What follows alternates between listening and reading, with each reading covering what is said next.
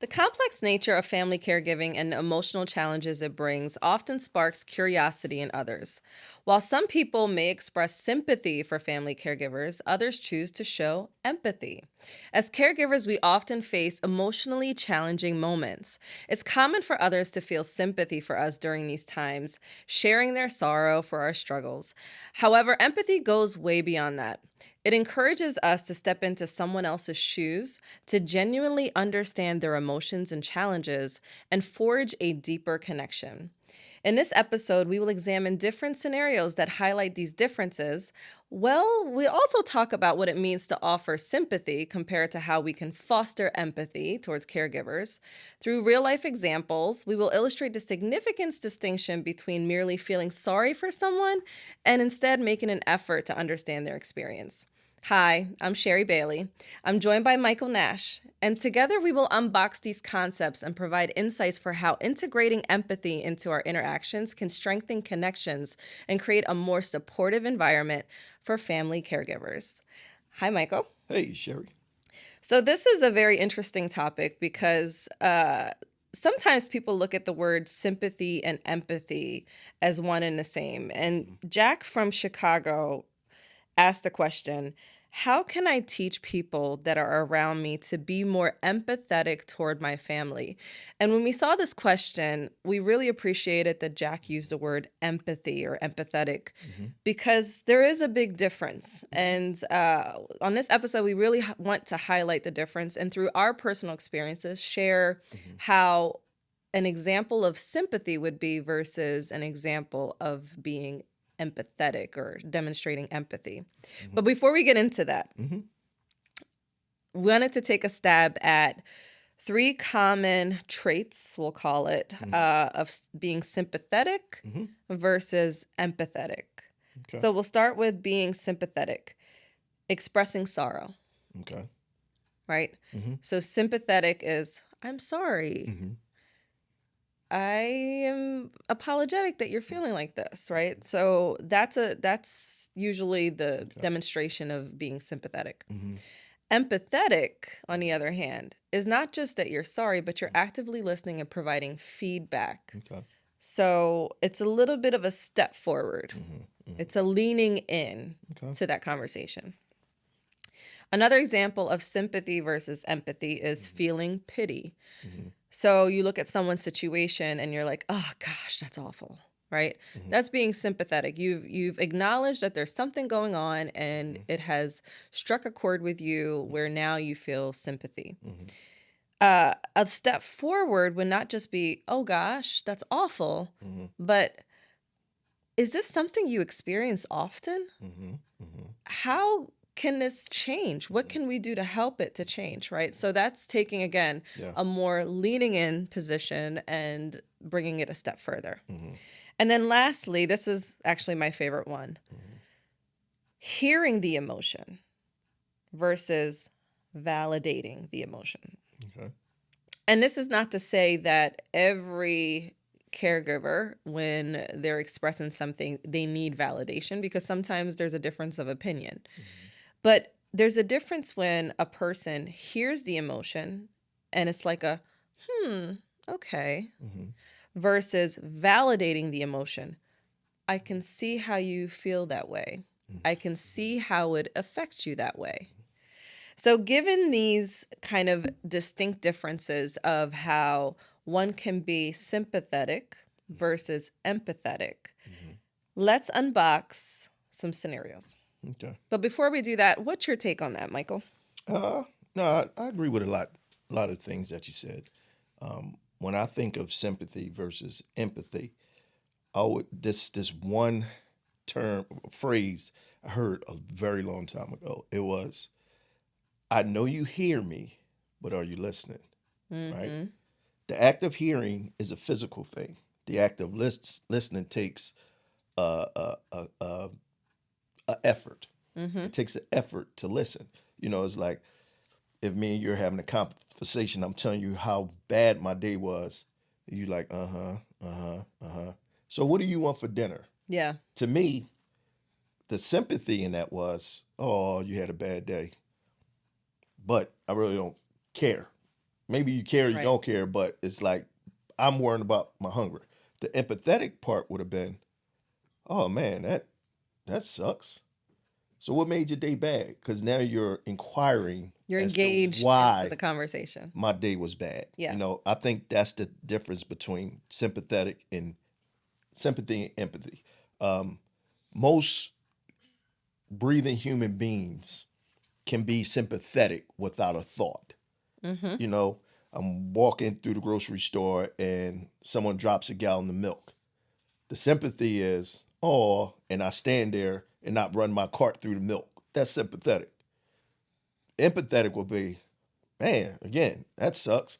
Let me go get some paper towels because I understand if that was me, that's what I would want someone to do. Yeah. So I think that's the difference between sympathy and empathy. Yeah, It's just exactly. that natural human uh, things that separate us from animals to be sympathetic to our fellow human being. Empathetic is Empathetic taking a step is further. taking a step further. Right. I agree. No, fully agree. And you said something where you said, if that were me. Yeah. And that is a very key Mhm, point mhm. because it's about putting yourself in that other person's shoe. Shoes. If that were me, Mhm. what would I need in that Yep. moment? Or what would I want someone to do? Exactly. No, I Exactly. agree with that. I think that's a good talk piece. Yeah, so let's unbox Dig some it. scenarios.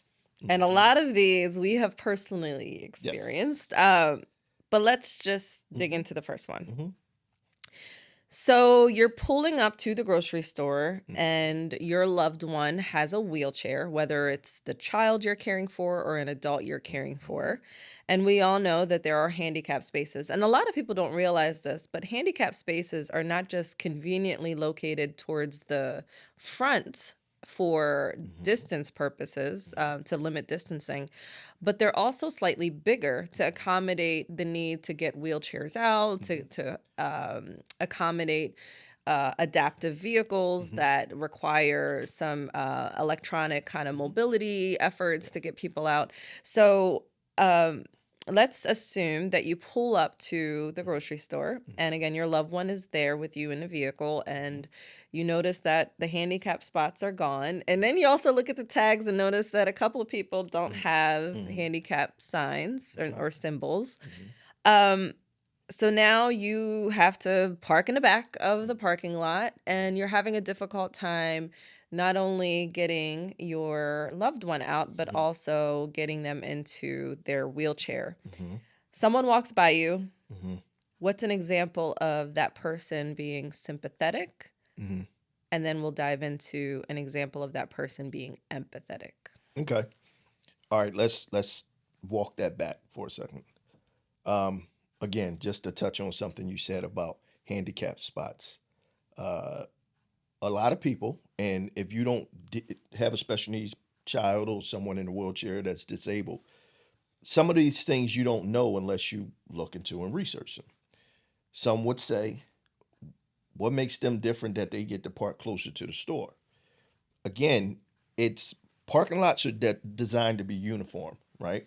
So every space is the exact same size with the exception of the handicap space. And the reason being is the extra space is for safety Mm-hmm. more than just having closer accessibility. The spacing is for when I open the door and bring the wheelchair out, I am still in the segregated lines so that another car doesn't pull in and run my child over or run my elderly mother over or run over someone that I'm caring for. That's number one. So I think if people knew that, I think a lot of people would have more respect for the handicap parking and not just I'm just running in and I'm running back out because what you're doing is virtually you're causing you're putting people in harm's way that need that space. All right, that was just my soapbox. Sure. So I'm there, someone walks past. Oh, I'm sorry. Sympathetic would be just that. As a patron of that grocery store, they see something, they recognize that something's not right about this picture. So the natural human in that person says, "Oh, I'm sorry," but that person continues to walk into the grocery store. That's sympathy. It's like, yeah, I feel bad for you. It's almost like a pity statement. Yeah. They acknowledge that it's not right, but not enough acknowledgement to try to help and Yeah. do something about it. Empathetic thing would be like, oh man, I'm sorry you're struggling. Is there anything I can do to help you out? Can I hold the cart for you? How about let's do this? Pull out. I'll stay in here. I'll block traffic. Again, this is far extreme, but I'll block traffic. Or here's a better one. That person's parked next to you. Here's what I'm going to do. I'm going to move my car over and stand in the parking space until you get out. Would that help you out? Absolutely, that will help me out. It's things like that. I think that just that little extra, because what did it cost that person? Two minutes, if Yeah. that. Yeah. But that empathy goes a long way, because your 2 minutes in what I like to call normal time just saved that caregiver 25 minutes, because every time they open up the door, there's no space. They got to make sure they're not dinging the other person's car and another car is coming. It's like, so that may have taken them 25 minutes, just that small gesture from going from sympathy, taking it one step further to be empathetic, to put myself in that person's position, to say, is there anything I can do that's not going to totally inconvenience my life, right? Yeah. Because it doesn't. It's 2 minutes. What could I do? Oh, I'm parked right next to you. Let me pull my car out and you do what you got to do, and then I'll pull my car back in. No, these are great examples Mm-hmm. of how you can lean into Yeah. empathy from the sympathy realm. Yep. Here's the other scenario. Okay. You're at a restaurant. This is a good one. I can tell. And restaurants tend to be very busy and Yeah. loud anyways, right? But I mean, we've also experienced this. So, and again, this isn't always about the things we see with Layla, but a lot of people that have special needs tend to be very boisterous Yeah. in public spaces, Mm-hmm. including Layla, right? So you're at a restaurant, and let's say you have a child or an adult that you're caring for, and they're very boisterous, and the restaurant GM comes up to you and says, "Excuse me, sir. We've gotten some complaints from this table about the noise level. Mm-hmm. Can you please ask your child or your mom or whoever you're caring for to keep it down?" What's a more empathetic approach to that scenario? It again. This is a good one. One, because my background is in that industry, so I've faced this on both sides. One, of being a parent of a special needs child, also on the side of being a restaurant owner, being the operations GM, whatever you want to call it, where often you will run into these situations. Here's sympathy. GM walks up. Sympathy is, I know you're not doing it intentionally, but the other customers are complaining. I'm sorry that I have to tell you this. Again, human conscious, right? Human behavior is, I apologize for something I'm about to slap you for. Yeah, Basically, that's how I look at it. That's yeah. I'm saying sorry in advance for something I'm about to slap you for, right? That's sympathy. That's the sympathetic route. And again, if this person has never dealt with this, they don't have, it's not a personal effect to them, that may have been the right answer for them. Sure. And I don't fault people for that. Here's a more empathetic route. Listen up, restaurant people, right? Hey, how's everyone doing? Everyone's great. You disarm them with kindness, because parents and caregivers, we're on alarm when we see our waiter or waitress not coming over, and it's the GM, the guy Yeah. with the tie, the guy that's not dressed like anyone else, coming over to Yeah. check on us. It's not about the food, because we don't have any food yet, right? So we're already at alarm because we live this every day. Right. Right. And it takes a lot of courage to even Yes. just go to the Yeah. restaurant. So they're coming over. So as the GM, I'm going to disarm you to let you know this is not a hostile meeting, right? Hey, everything okay? You have everything you need? Yeah. Uh, I noticed that we're a little excited today. Is it someone's birthday? Is it someone celebrating anything? Me, I'm gonna go back to me. No, it's not. She has these bursts where she just get energy. She's just so excited to be here. Yeah. But from a developmental standpoint, she doesn't know how to control that. Oh, okay, that's all right. That's all right. How about this? We have a private dining area, right? That I'll let you guys use is not being used at the time. Would that work? And she can be as excited as she wants. Would that be okay for you? Oh, that would be great. To me, that's empathy. That's fantastic. Now, a lot of times that's not possible, Yeah. but that's just one example of the GM because you have to look like from a GM perspective. I have to protect all my patrons, not just the people who are being offended, but also the ones who are dealing with whatever situation it is. It's almost like if I go into a room and I'm blind, the lights are an accommodation for me. That's accommodation for you Yeah. because you're not blind. So do you not accommodate me with braille because I'm blind? Right. It's the same thing. Accommodation for all my patrons. And if me just making that one kind gesture to move this family, I guarantee you they will patronize that business because already they know that you're the rarity because you are empathetic and not sympathetic to my family. And that makes a big It difference. does. It And that does. those are It all does. very great It does. examples Yep. of how you can lean in Mm-hmm. to be more empathetic. Yep. All right. So the last scenario I'm going to throw out here is you're out. Let's say you're in Disney World, some Okay. very exciting park. And again, it's a family outing and you're having a great time. Mm-hmm. And let's say your loved one decides that they want to have a moment in public. Mm-hmm. And these moments for the special needs community can include breakdowns, meltdowns, Mm-hmm. kicking, screaming, Mm-hmm. punching the air. It happens, Yeah. right? So how can those around that moment Mm-hmm. be more empathetic or display empathy? That's a good one too. I think if I come out of who we are, what we do, right, and just come out of that space for one moment, I think the biggest challenge is people will never understand, for the most part, not all. I don't want to put a blanket on it, but I won't put a blanket. I'll put a duvet on it, right? Will not understand what they have not lived, Mm-hmm. right? So I say that to this point. The more you educate people, the more you bring them into our world, because we have to admit, and I'll take the hit for this, and I'm speaking just for me.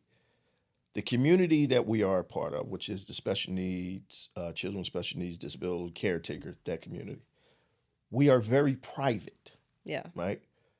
And it's for a number of reasons. And when you're private, I can expect the person who I don't communicate with to understand my plight, Yeah. right?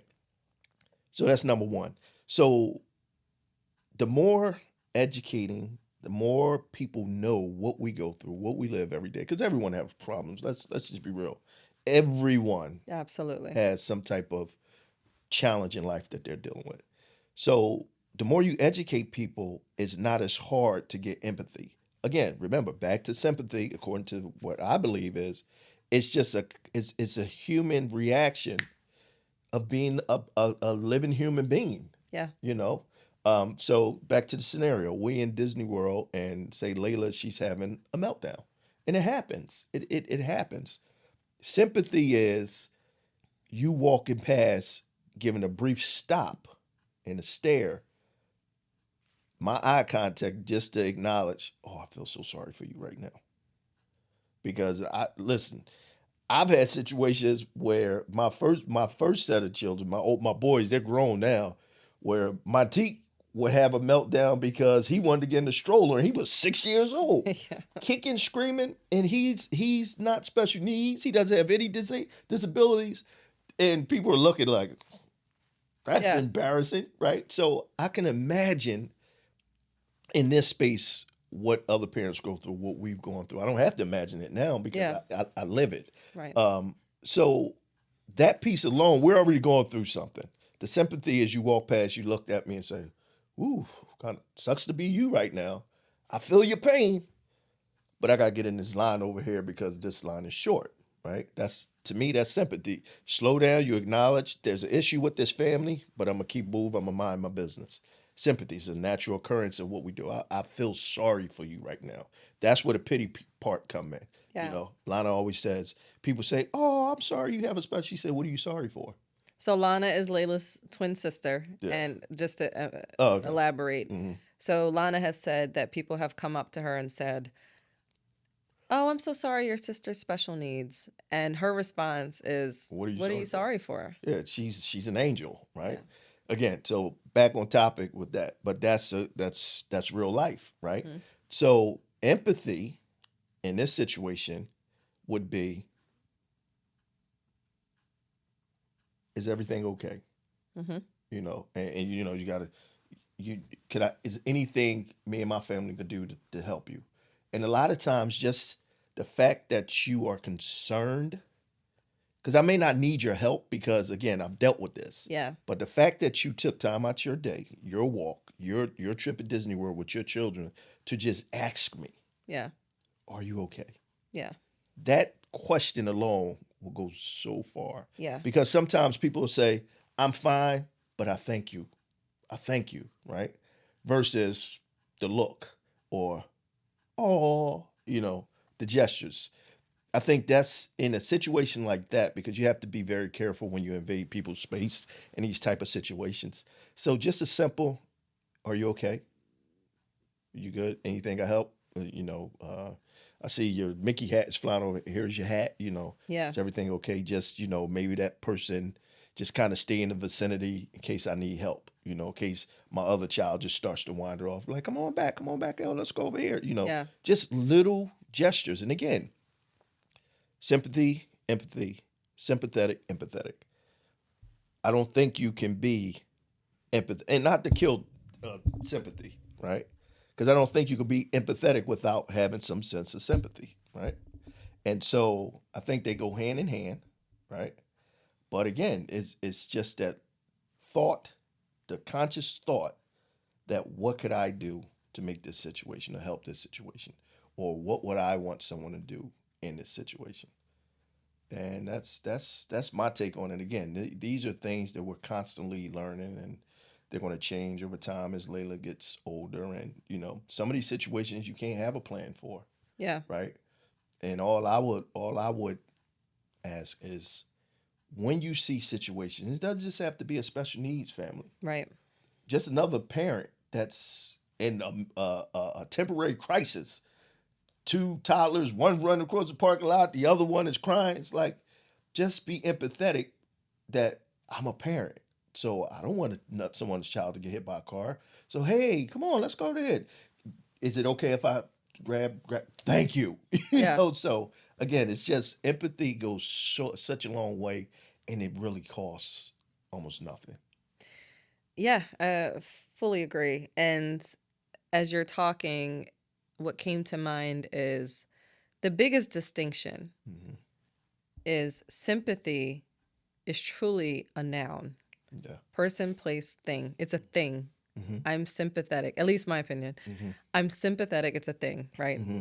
I'm sympathetic. Empathetic, empathy is a verb. Yeah. It's action. It's actionable. Mm-hmm. Mm-hmm. And that's how I'm resonating this conversation, and hopefully others are, Mm-hmm. to think of, okay, when I think of being empathetic, it's a verb. And while some could argue that sympathetic is a verb as well, Mm-hmm. I look at it very differently. Sympathetic, showing sympathy, is a thing. Mm-hmm. I have heard your emotion, Mm-hmm. right? Mm-hmm. It's a thing. I hear you. I'm sorry. Mm-hmm. But validating your emotion, Mm-hmm. actively listening, Mm-hmm. providing feedback, Mm-hmm. engaging in dialogue to Yeah. share experiences, Mhm. that's verb action. Yeah. Mhm. So hopefully this episode helped you really understand the distinct differences between showing sympathy versus empathy. There's a saying that says it takes a village. And though some people always assume that the village are people that are already connected, Yeah. in actuality, the village can be comprised of anyone you come in contact with. Mm-hmm. So the next time you're out in public Mhm. and You see a family caregiver or a family of any sorts Mm-hmm. that needs assistance or appears to need Mm-hmm. assistance. Think of taking action Mm-hmm. Mm-hmm.